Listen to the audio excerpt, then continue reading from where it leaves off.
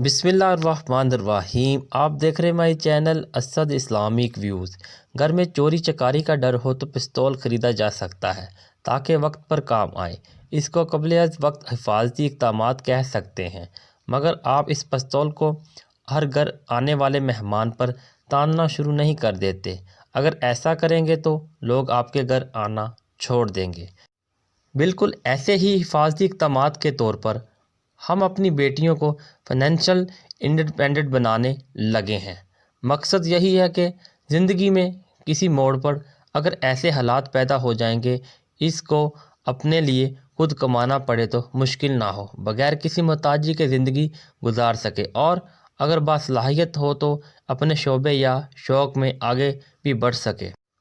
मगर बेटियां इस खुद मुख्तारी के पिस्तौल को कांधे पर डाले ज़िंदगी के अहम तरीन रिश्ते में दाखिल होती हैं और मुखालिफ समझकर अपने सबसे करीबी रिश्ते यानी शोहर पर तान लेती हैं। मैं कोई तुम्हारी गुलाम नहीं हूँ, मैं अनपढ़ गवार नहीं कि तुम्हारी हर बात मानूँ। मैं पढ़ी लिखी हूँ, इसकी ये जुर्रत वो मुझे ऐसे कहे। मैं खुद अपना कमा कर खा सकती हूँ, मुझे तुम्हारी ज़रूरत नहीं।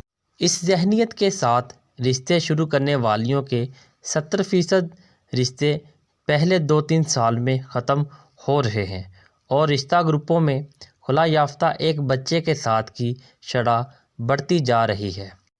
दुनिया भर में इंतहाई पसमानदा मुल्कों से मगरब के जदीद तरीन ममालिक में मियाँ बीवी का रिश्ता अगर चलता है तो बाहमी मफाहमत पर, जीवन साथी की अच्छाई बुराई को कबूल करके, इसकी कमज़ोरियों का मान रख कर और अपनी ताकतों को इसकी ताकत बनाकर जवाबन दूसरा भी आपके साथ चलने पर आमादा होता है और वक्त आने पर आपकी कमज़ोरियों को अपनी ताकत से बदलता है। सबसे बड़ी गलतफहमी जो हमारी बच्चियों के जहनों में डाल दी गई है वो ये है कि इस रिश्ते में इन्हिसार सिर्फ रुपये पैसे का है।